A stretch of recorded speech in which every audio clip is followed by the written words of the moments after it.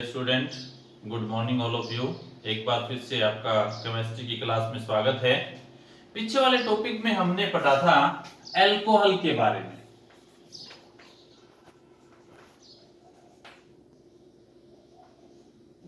Alcohol जो हम chapter पढ़ रहे थे, अल्कोहल, फिनॉल और ईथर।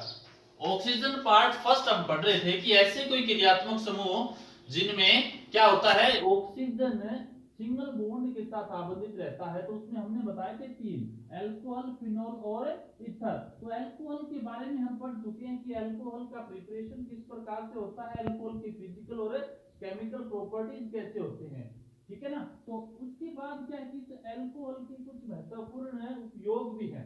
उसके आधार पर अल्कोहल को हम क्या है, नंबर एक तो बोलते हैं परिशुद्ध अल्कोहल। क्या होता है? परिशुद्ध अल्कोहल, ठीक है ना। परिशुद्ध अल्कोहल मतलब ये क्या होता है, बिल्कुल प्योर होता है, शुद्ध अल्कोहल होता है, एब्सोल्यूट अल्कोहल। और एब्सोल्यूट अल्कोहल के अंदर, ठीक है ना, तो इसके अंदर अल्कोहल की जो मात्रा होती है वो लगभग 97.5% प्योर अल्कोहल होता है, शुद्ध अल्कोहल, ठीक है। इसलिए इसको बोलते हैं एब्सोल्यूट अल्कोहल। उसके बाद नंबर 2 है परिशोधित अल्कोहल। परिशोधित अल्कोहल, परिशोधित जो अल्कोहल है वो क्या होता है, उसमें 95.5% क्या होता है, अल्कोहल होता है, और 4.5% जो होता है वो क्या होता है, जल होता है। तो ऐसा अल्कोहल जिसके अंदर 95.5% अल्कोहल और 4.5% जल हो, क्या कहलाता है, परिशोधित अल्कोहल कहलाता है। और परिशोधित अल्कोहल को भी हम परिशुद्ध अल्कोहल के अंदर क्या कर सकते हैं, कन्वर्ट कर सकते हैं, बदल सकते हैं। कैसे बदल सकते हैं कि परिशोधित अल्कोहल में अगर हम कैल्शियम ऑक्साइड मिला दें और मिलाकर उसको कुछ दिनों तक रख दें, कैल्शियम ऑक्साइड क्या होता है, बिना बुझा चूना। तो अगर परिशोधित अल्कोहल में कैल्शियम ऑक्साइड मिला दें, कुछ दिनों के लिए उसको रख दें, तो भी क्या बन जाता है, तो बन जाता है परिशुद्ध अल्कोहल। क्या बन जाता है, परिशुद्ध अल्कोहल बन जाता है, जिसमें लगभग 97% क्या होती है, भी 97% से अबो भी हो सकता है, ठीक है ना। तो वो अल्कोहल होता है, 99% तक हो सकता है।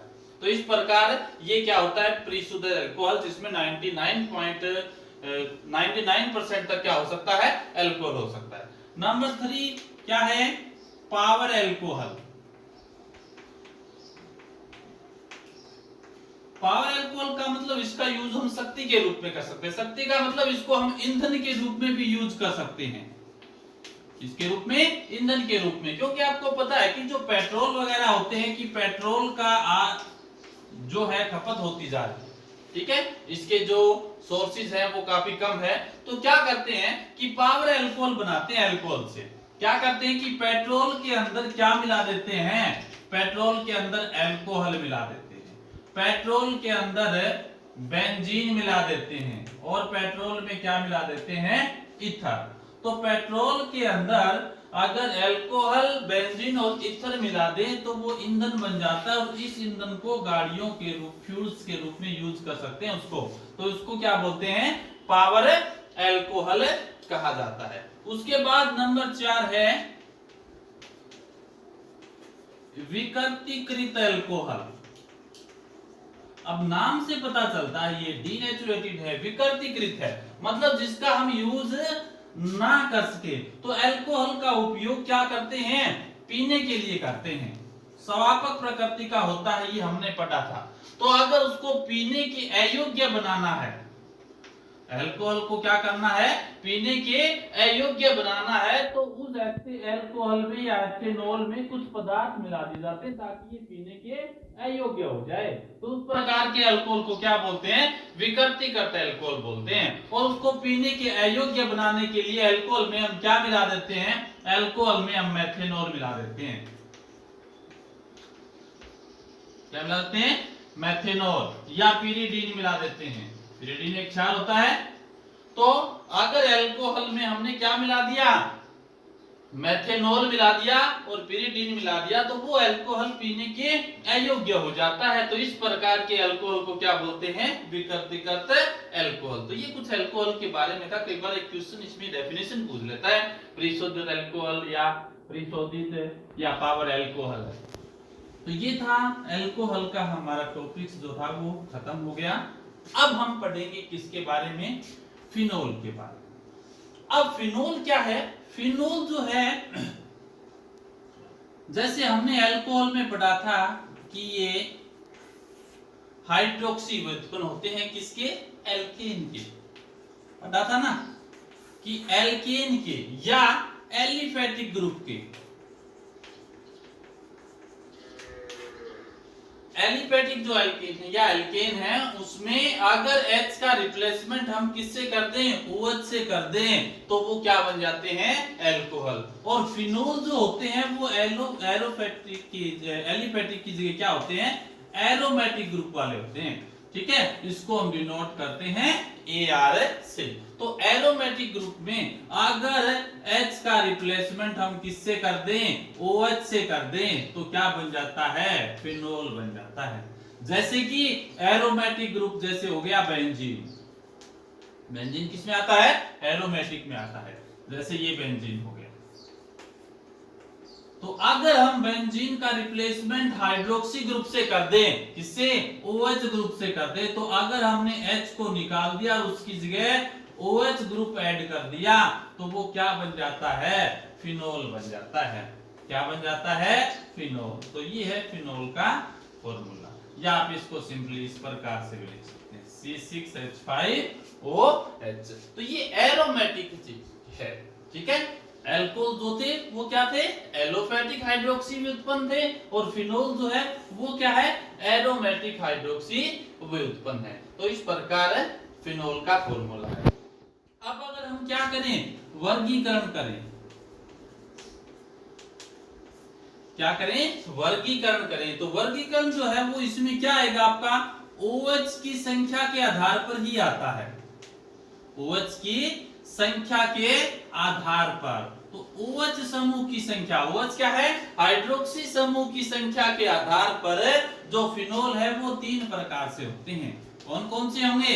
एक तो मोनोहाइड्रिक होते हैं, दूसरा क्या होगा? डाइहाइड्रिक, और तीसरा क्या होगा? ट्राइहाइड्रिक। तो सबसे पहले मोनोहाइड्रिक की बात करते हैं कि जिसके अंदर है OH ग्रुप क्या हो? एक हो। जैसे कि फिनोल हो गया। क्या हो गया? फिनोल। या फिर इधर क्या हो गया? CH3। क्रिसोल बोलते हैं इसको, ऑर्थो क्रिसोल। क्या हो जाएगा? Ortho cresol. ये तो कॉमन नेम है ऑर्थो क्रिसोल। या फिर आपको इसका यूपीएससी नोमेनक्लेचर करना है तो 1 और 2 मेथिल फिनोल भी हो जाएगा। क्या लिख देंगे? 2 मेथिल फिनोल या ऑर्थो क्रिसोल। इसी प्रकार मेटा क्रिसोल भी हो सकता है। ये मेटा पोजीशन, ये ऑर्थो पोजीशन, ये मेटा और ये पैरा। तो ये क्या हो सकता है? मेटा क्रिसोल हो सकता है। मेटा क्रिसोल, या फिर इसको बोलेंगे 1 2 3 मेथिल फिनोल। तो इस प्रकार ये मोनोहाइड्रिक है। पैरा क्रिसोल भी बना सकते हो, तो CH3 इस पोजीशन पे जुड़ जाएगा।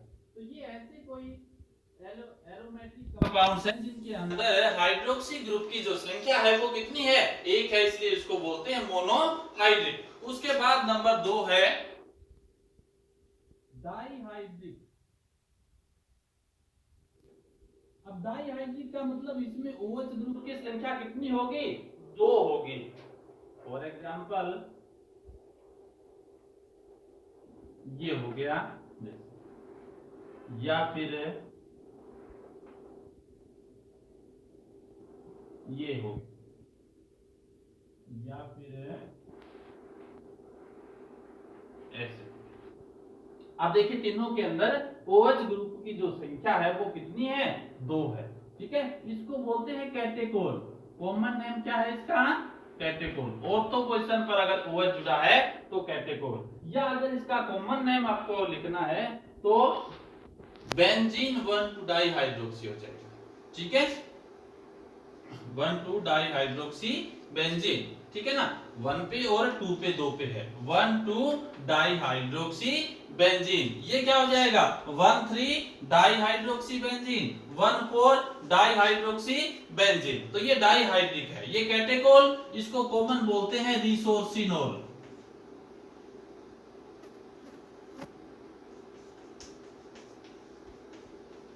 क्या बोलेंगे रिसोर्सिनोल। और ये होता है कविनोल। डायरेक्ट अपोजिट है एक दूसरे के बिल्कुल, एक पैरा पोजीशन पे है तो उसको क्या बोलते हैं कविनोल। ऑर्थो पोजीशन है कैटेकोल, मेटा पोजीशन पे है तो रिसोर्सिनोल, अगर पैरा पोजीशन पर OH है तो क्या बोलेंगे कविनोल। तो ये है डाइहाइड्रिक अल्कोहल। उसके बाद डाइहाइड्रिक के बाद क्या आएगा, डाइहाइड्रिक के बाद आता है ट्राइहाइड्रिक। अब क्या आएगा ट्राइहाइड्रिक।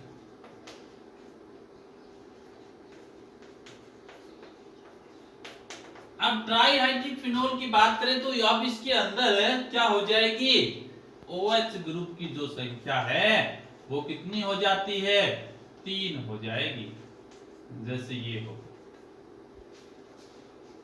ठीक है ना। OH ग्रुप की संख्या कितनी हो गई 3 हो गई। इसको क्या बोलते हैं, इसको बोलते हैं पायरोगैलोल।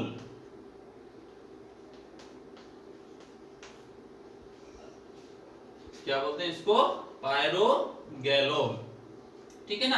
अब इसके अंदर OH ग्रुप की संख्या कितनी, तो 1 2 3 भी कर सकते हो आप, 1 2 3 ट्राइहाइड्रोक्सी बेंजीन, ठीक है। नेक्स्ट अगर और करना है एक एग्जांपल और लिख लेते हैं हम, इधर हो गया और एक ये हो गया, इस प्रकार भी कर सकते हो। अब ये देखिए ये कविनोल है और ये क्या हो गया OH, तो OH कहां हो गया ऑर्थो पे, तो हाइड्रोक्सी कविनोल, ऑर्थो हाइड्रोक्सी या हाइड्रोक्सी कविनोल भी कह सकते हो इसको आप, क्या बोल सकते हैं हाइड्रोक्सी कविनोल, क्योंकि OH क्या है कविनोल है और यहां हमने लिख दिया तो ये क्या हो गया हाइड्रोक्सी कविनोल। तो इस प्रकार ये थे ट्राइहाइड्रोक्सी फिनोल के कुछ वर्गीकरण, ठीक है। मोनोहाइड्रिक, डाइहाइड्रिक और क्या हो गया ट्राइहाइड्रिक फिनोल के बारे में। तो ये तो था इसका नोमेनक्लेचर के बारे में कुछ एक, या इसका आप क्लासिफिकेशन कह लीजिए। अब क्या आते हैं, अब हम पढ़ेंगे फिनोल के विरचन की विधियां, निर्माण कैसे करेंगे, प्रिपरेशन मेथड ऑफ फिनोल। तो फिनोल का निर्माण पढ़ेंगे, जैसे पीछे हमने अल्कोहल का निर्माण पढ़ा था, इसी प्रकार हम क्या पढ़ेंगे फिनोल का निर्माण पढ़ेंगे। अब फिनोल का निर्माण पढ़ेंगे सबसे पहले नंबर एक आएगा डाइएजोनियम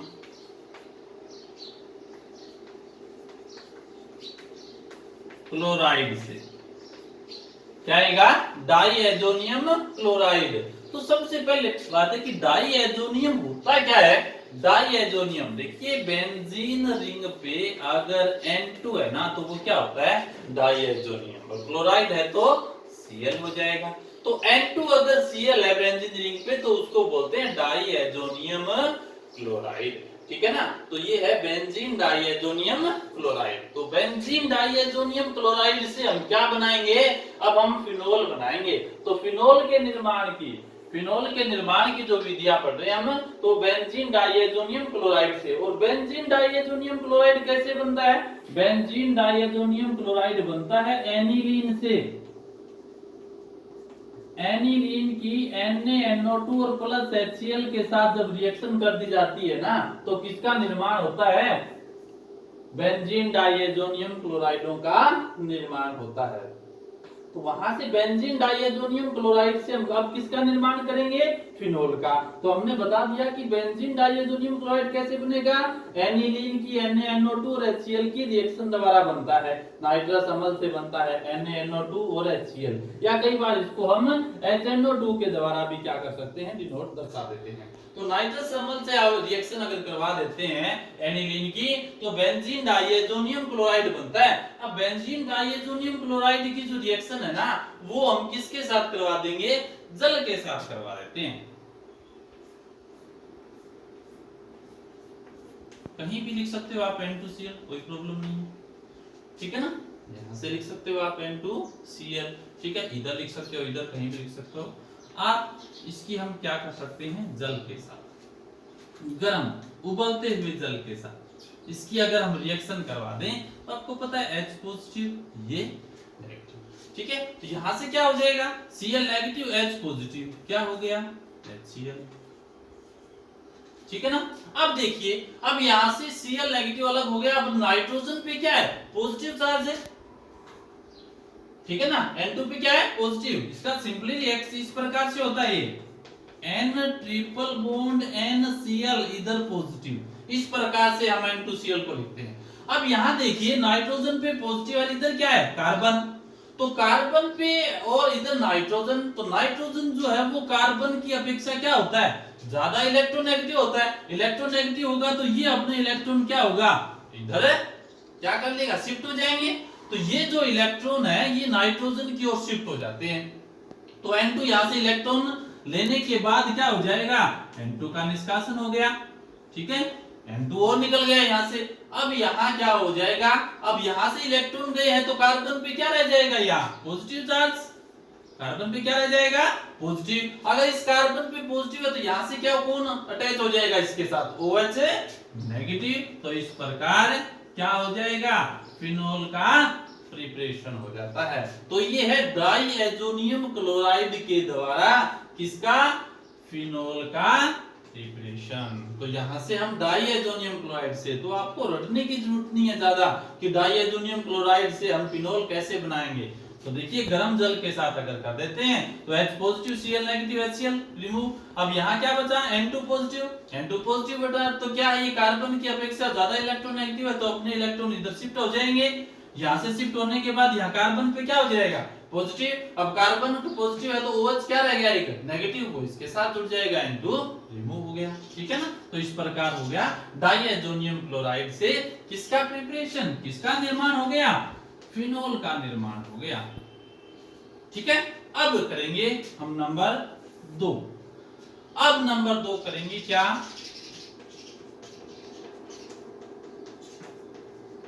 हेलोएरीन से।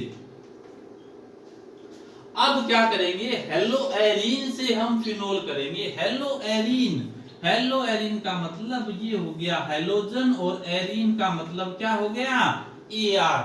तो इसका मतलब क्या करेंगे, ArX द्वारा हम किसका फॉर्मेशन करेंगे, हम फॉर्मेशन करेंगे फिनोल का। तो हेलोएरीन से हम फिनोल का प्रिपरेशन करेंगे। तो हेलोएरीन जैसे फॉर एग्जांपल हमने क्या कर दिया अभी, चलो क्लोरोबेंजीन बना दिया, ठीक है। कहीं भी आप अटैच कर सकते हो, इधर इधर इधर। हमने अपनी क्या है रिएक्शन को इजी दिखाने के लिए Cl को इधर दिखा दिया, नो प्रॉब्लम, ये हो जाएगा क्लोरोबेंजीन। अब देखिए, अब क्लोरोबेंजीन में हमें क्या करना है, हमें X का रिप्लेसमेंट किससे करना है, OH से करना है। किससे करना है, X का रिप्लेसमेंट OH से। तो क्या होता है अभी, X इसका मतलब ये क्या है, नाभिक स्नेही है, और ये भी क्या है, नाभिक स्नेही। तो इसका मतलब एक नाभिक स्नेही का प्रतिस्थापन हमें दूसरे नाभिक स्नेही से करना है। तो ये अभिक्रिया क्या है, नाभिक स्नेही प्रतिस्थापन अभिक्रिया। जिन पे नेगेटिव चार्ज होता है वो क्या होते हैं, नाभिक स्नेही। तो इस नाभिक स्नेही को हमें इस नाभिक स्नेही से प्रतिस्थापित करना है। तो ये हो जाती है नाभिक स्नेही प्रतिस्थापन अभिक्रिया। आगे भी पढ़ेंगे। अब थोड़ा सा आपको बता देता हूं पहले से कि हेलोएरीन जो होते हैं वो नाभिक स्नेही प्रतिस्थापन अभिक्रियाओं के लिए कम क्रियाशील होते हैं। क्या बताया कि अगर हेलोएरीन है तो वो नाभिक स्नेही प्रतिस्थापन के लिए क्रियाशील कम होते हैं। अब हमने क्या बताया कि यहां से हम क्या करेंगे, एक नाभिक स्नेही का प्रतिस्थापन दूसरे नाभिक स्नेही से करवाएंगे। लेकिन हम यहाँ ये कह रहे हैं कि हेलोएरीन अगर है तो वो नाभिक स्नेही प्रतिस्थापन के प्रति क्रियाशील कम होते हैं। तो ऐसा कैसे पॉसिबल है कि ये फिर Cl हट जाएगा। सबसे पहले बात करते हैं कि कम क्रियाशील क्यों है। कम क्रियाशील इसलिए है क्योंकि यहां से ये जो कार्बन होता है ना, ये कार्बन जिस पर क्लोरीन जुड़ा हुआ वो कौन सा होता है, sp2 हाइब्रिडाइज होता है, और sp2 हाइब्रिडाइज है ना, तो फिर क्या होगा, वो इलेक्ट्रॉन क्या करता है, गेन करता है, लूज नहीं करेगा। अगर लूज नहीं करेगा तो क्लोरीन को तो इलेक्ट्रॉन चाहिए, जब ये हटेगा तो ये इलेक्ट्रॉन लेके जाएगा, तो ये जो कार्बन sp2 हाइब्रिडाइज्ड है ये इसको इलेक्ट्रॉन नहीं देगा, तो Cl है क्या है, रिमूव नहीं होगा। दूसरा, अगर इसकी हम अनुनादी संरचना की अगर हम बात करें, ठीक है, अगर पीछे की क्लासेस में आपने सीखा भी होगा जूनियर क्लास में कि इलेक्ट्रॉन, ये बेंजीन जो बल्ले होता है ये इलेक्ट्रॉन रिच होता है, मतलब इलेक्ट्रॉन गेन करता है, ये इलेक्ट्रॉन ग्रहण करता है। इलेक्ट्रॉन ग्रहण करेगा तो कहां से इलेक्ट्रॉन लेके आएगा, क्लोरीन से, क्योंकि क्लोरीन पे एक्सेस अमाउंट ऑफ इलेक्ट्रॉन है, तो यहां से इलेक्ट्रॉन आने के बाद यहां क्या आ जाता है, डबल बॉन्ड आ जाता है, और अगर अनुनादी संरचना में यहां डबल बॉन्ड आ गया तो इसका मतलब sp2 हाइब्रिडाइजेशन हो गया। अब ये जो बॉन्ड को क्लीवेज करना है, बॉन्ड टूटने की जो प्रक्रिया है वो इजी नहीं होती, सिंगल बॉन्ड आसानी से टूट सकते हैं, डबल बॉन्ड का जो क्लीवेज करना है वो इजीली नहीं हो सकता, उसके लिए आपको एनर्जी ज्यादा देनी पड़ेगी।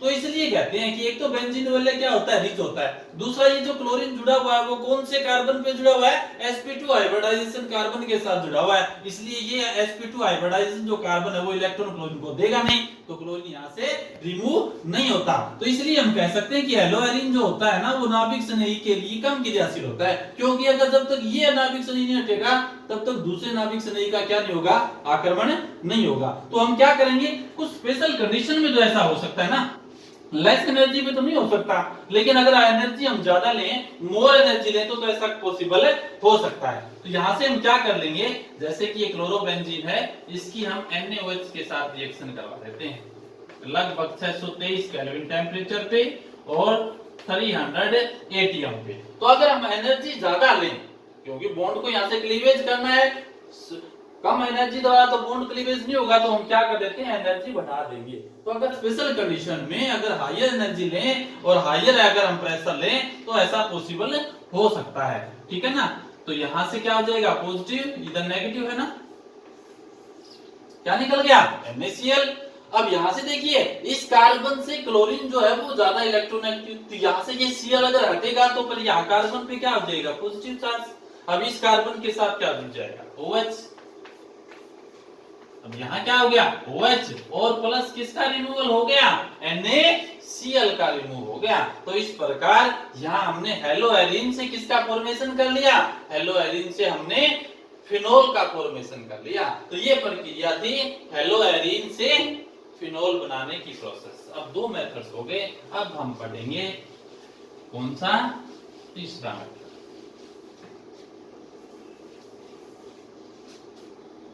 थर्ड मेथड में हम पढ़ेंगे बेंजीन सल्फोनिक अम्ल से।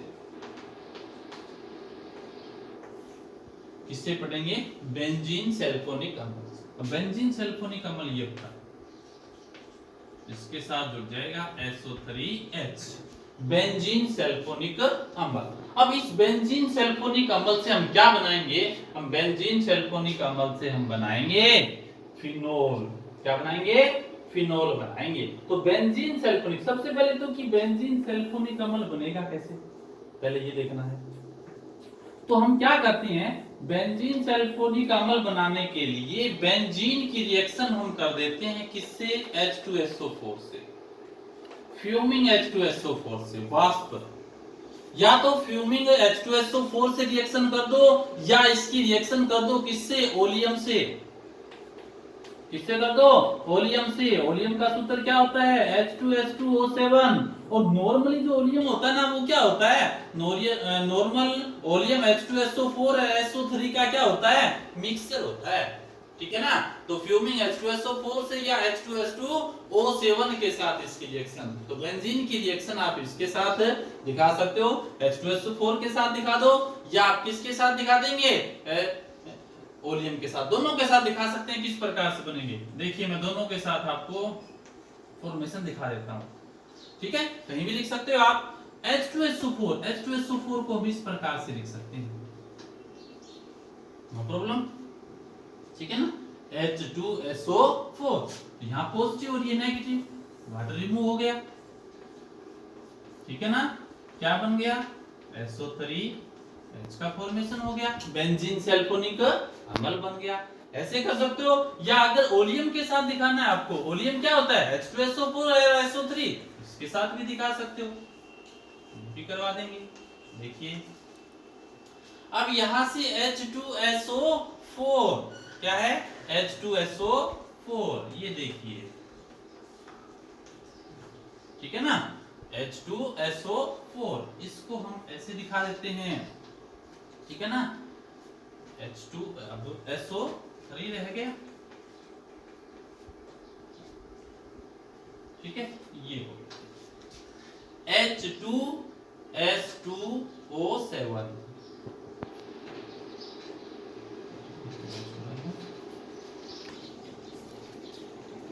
तो अब देखिए हमने क्या बताया था, या तो हम क्या कर सकते हैं फ्यूमिंग H2SO4 से, या ओलियम से। ओलियम क्या बताया H2S2O7 क्या होता है नॉर्मली H2SO4 और SO3 का मिक्सचर होता है। तो इस प्रकार हमने क्या लिख दिया, देखिए H2SO4 और SO3, तो यहां से क्या हो जाएगा, देखिए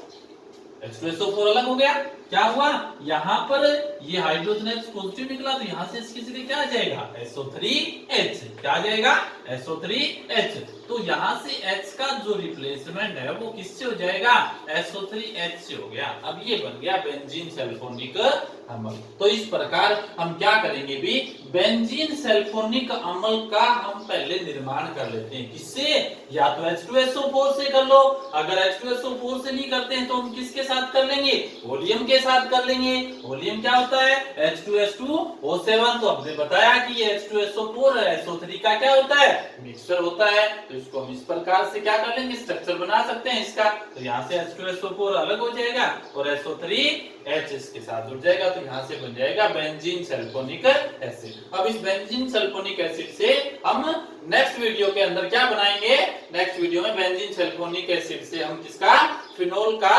फॉर्मेशन करेंगे।